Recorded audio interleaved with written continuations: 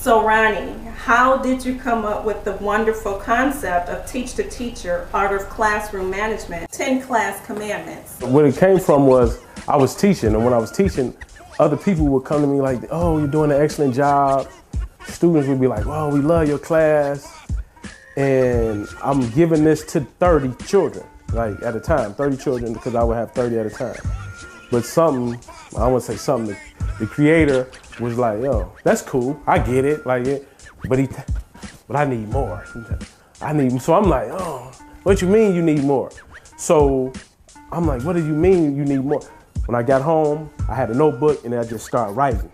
And I just started writing, and the pen wouldn't stop. Like, you know, like sometimes you hear people like, oh, I got writer's block. I didn't have writer's block. I couldn't stop writing. So, and this what came out was, okay, we're gonna teach the teachers how to teach. Not like you, but we're gonna give them foundation to be able to teach, to manage the classroom for them, their style, their personality, or whatever. You know, so that's where it came from. It came from the creator. It didn't come from me. It came because I was teaching. I felt like I was doing a good job.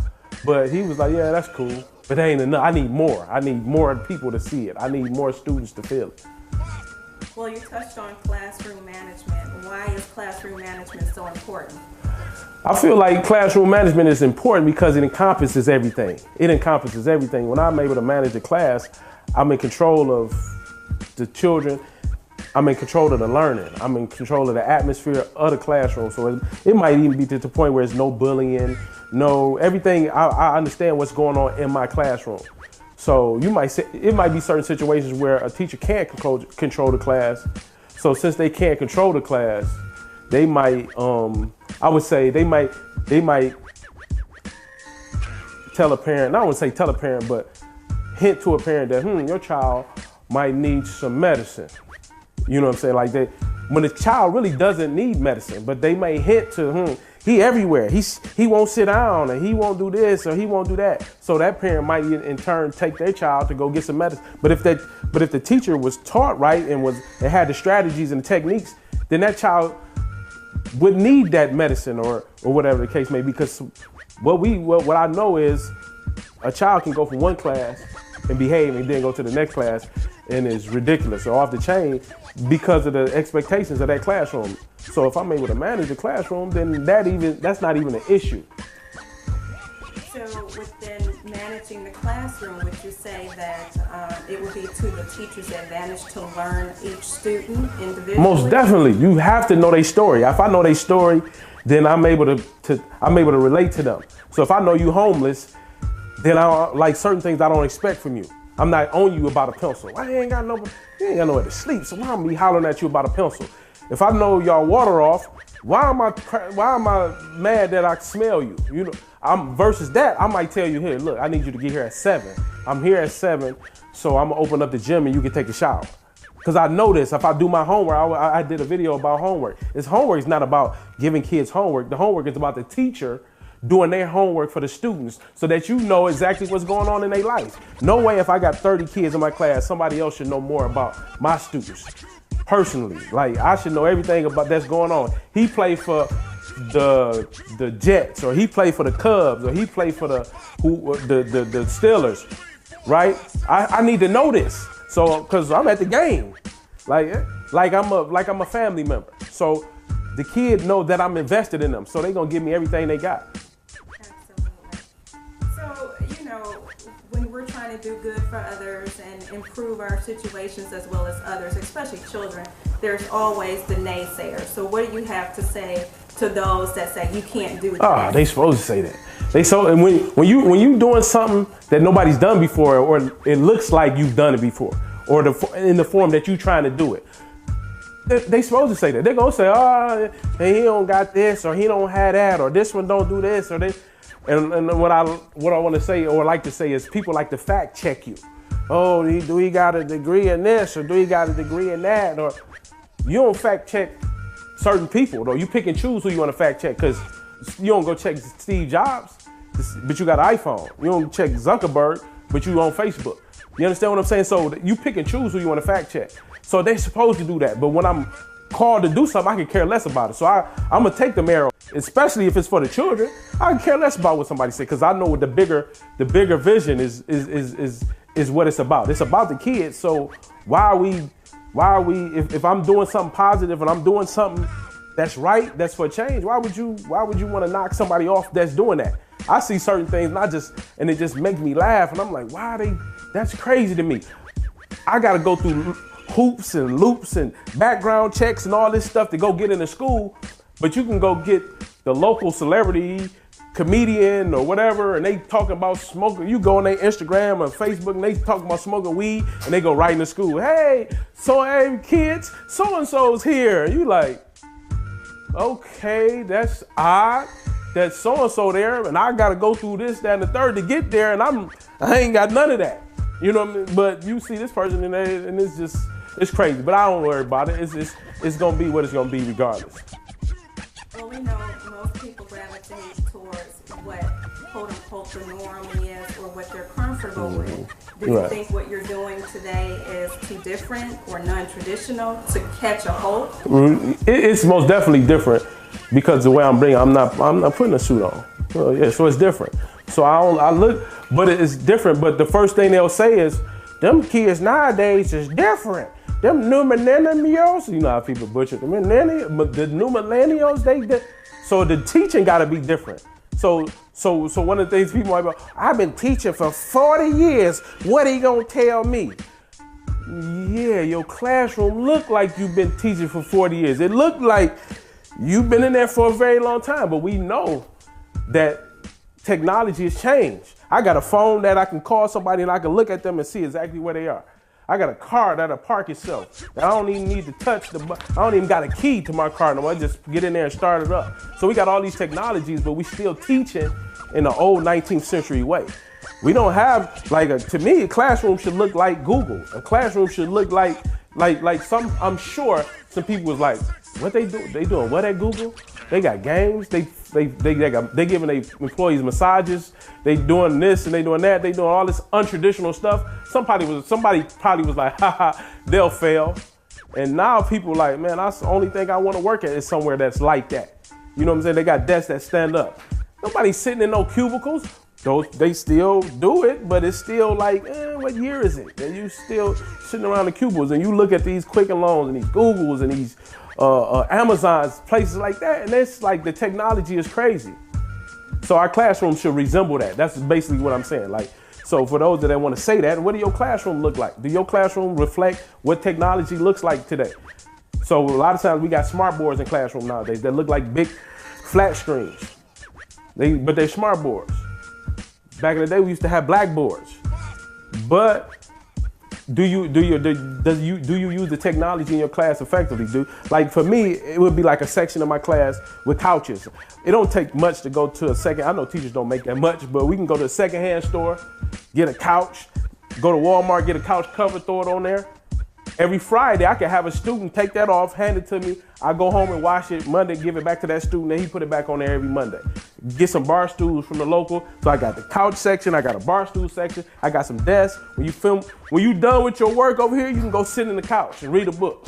When you done with your work over here, you can go sit at the bar, and not the bar, but you can sit at the bar stools and read whatever, you know what I'm saying, get on the iPad or whatever the case may be. So it changed it up. So now that kid that you was talking about has this attention, ADD, ADHD, and all these letters, he got something to do. He's busy. He's moving around. So it's apparent that you're like super passionate when you talk about children and education and technology. Right. Why is it that you're so passionate about this? I'm passionate about it because, the reason I'm passionate about it is because growing up, I didn't see people that looked like me. I remember when I was in high school, I was talking to my friend Dion about this. We was at DePores and Les Brown came to St. Martin DePores. And, you know, we kids, we laugh and joke, like, who's this guy, you know?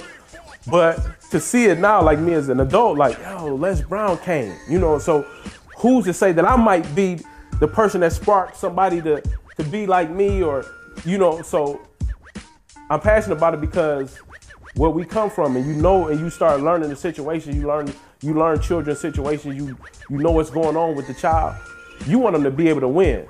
what I learned about the inner city and at-risk kids is we get in a game and we down 20 points, or we down 2 touchdowns and we kicking off. So before the game even starts, we down 14 points and we kicking the ball off. So we behind the 8 ball, like on their way to school, they walking past abandoned buildings and all this type of stuff. Their competition is getting bused to school and nice areas, and you know what I'm saying? So of course I'm passionate about it. I'm trying to even the playing field.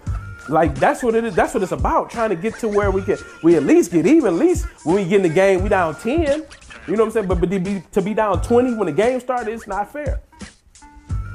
So, just what's your vision or goal for Teach the Teacher 10 class commandment? My vision is. If I told you my vision, I'd scare y'all, because I scare myself sometimes with it. Like it's scary, but the goal is to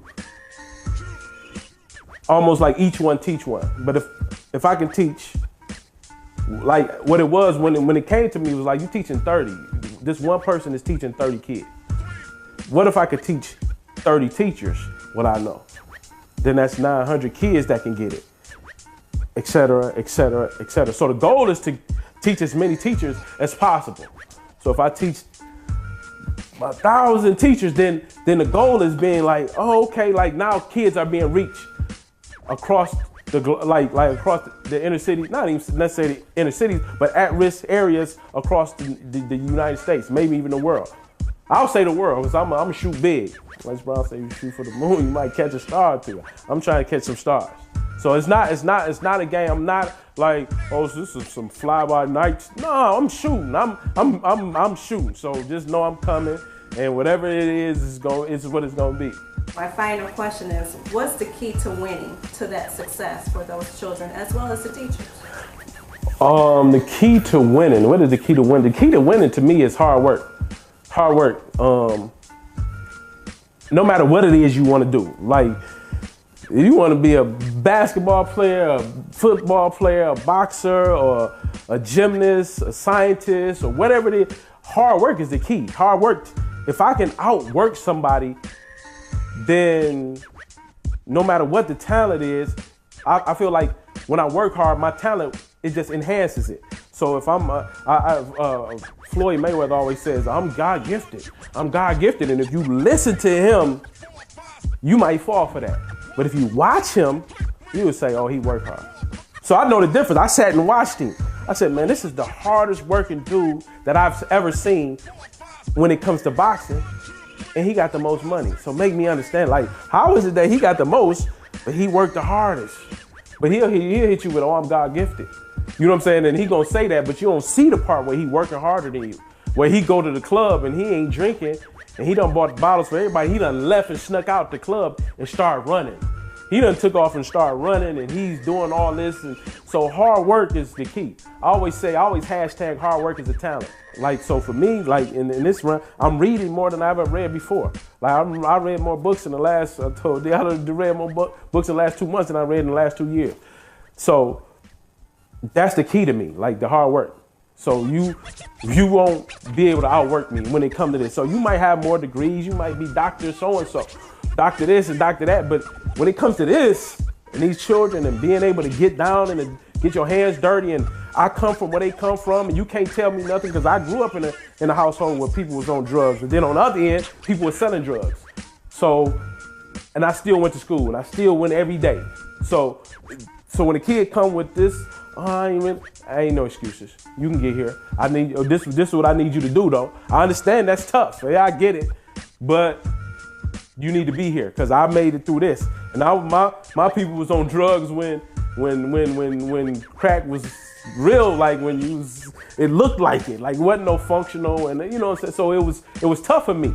So I don't allow them to hand me these excuses that they try to. Because some people might take that and be like, oh yeah, I get it, he's going through this. So no, I need you here. You know what I'm saying? Rain, snow, sleet, whatever it is gotta be, you gotta be here. So that's where it comes from, the hard work. Do you have a personal story of a child or a student that has exhibited that hard work? That's a great thing. That's a great question.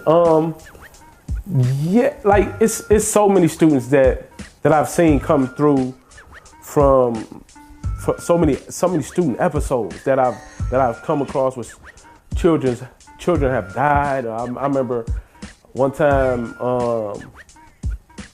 having a student and saying that Friday, like I used to always just like, yeah, you know, dap the kids up, not affectionate, but one Friday, you know what I'm saying, talking to a kid, he wound up dying, you know what I'm saying, wound up killing himself or whatever. So after that, I was like, I'll never do that again. Like, you know what I'm saying, I'll be more affectionate because you'll never know when you see this person again. So it's not bye. I see you. It's I'll see you later. I'll see you. I'll be safe. You know, because they're going into the environments that's tough, and for them to be so resilient and come to school. And sometimes we, as educators, we on them hard. Like, he ain't got no pencil. He ain't got no.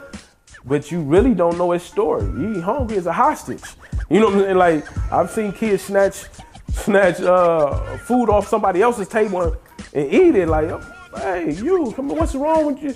Hey, I'm gonna bring you something to eat. You know, so it's story after story where I've seen stories where kids are put on medicine and the kid is like, oh, I just feel like dying. And he look, you're like, you don't need to be on no medicine. You know? So I just, you know, it's a lot of stories. I guess the most common thing that I find with at-risk children is the resiliency, the fact that they keep coming, the fact that they keep coming to school through all of this, you know, and still strive to be there. And a lot of times as educators, great educators teach the whole being. You don't just teach math, science, behavior. Like I was saying earlier, behavior has to be taught. Behavior has to be taught just like you got to teach English, I got to teach science, I got to teach math, and I have to teach behavior, because if you don't know, how do you know? One of the things I always say is, I assume they know nothing, so I teach everything. Because if I assume they know something, when they don't, I'm disappointed. So I just assume they don't know nothing. So when they walk up to me and you having a conversation and they just walk up, hey, mister, they don't know. So I can't hold that against them. So I teach them right then on the spot. I stop, go back, say, excuse me. You know, and then you ask to be, so I teach everything, you know. So you're teaching the whole being. Well, I think, again, the concept is brilliant. I think that you are beyond passionate. I think that this whole 10 class commandment thing is going to be phenomenal, right? You know, and that it's going to take hold for you. And I do want to say that if you go on the internet right now, you'll see the 10, like you might, 10 class commandments, but those aren't even the commandments. Those just are the jewels from the 10 commandments. Though I'm just giving you bits and pieces of it. That's not even the that's not even the 10 class commandments. That's just bits and pieces of it. So that's a part of it, you know. So when I'm at these schools and I'm doing these professional development and these seminars, that's when the 10 class commandments are given, you know. So, you know, that's pretty much on the internet that you're seeing is just snippets of it, you know, just bits and pieces of it. But even in those bits and pieces in these, you can see the passion. Like, I can't hide it, because this is what I was sent here to do. Like, I was sent to do it, you know. When you think about classroom management, you're thinking that just getting the kid to sit down. But with the 10 class commandments, it's more than that. It's like, I'm gonna touch on something that you might have been teaching for 20, 30 years. I'm gonna touch on something that I can use that. You know what I'm saying? That something that somebody will be able to use. It's not just straight, sit down, shut up and be quiet. That's not what it is. It's like, the whole gamut, like, of what it takes to manage a classroom, to make these kids, like, certain things in my class, we had chants that we said every day, like positive affirmations that we said every day. I had situations where you had to touch me every day before you left. After that kid died, I'm like, oh no, I can't do that. I'm hugging y'all, I'm dapping. You gotta touch me before you leave. You can't leave here without me touching you, because I don't know, this might be the last time I touch you. You know what I'm saying? And that sounds crazy, but some of these environments that our educators are in, they know that that's the case. So that's me in a nutshell. I'm Ronnie Austion, Teach the Teacher, the art of classroom management, the creator of the 10 class commandments.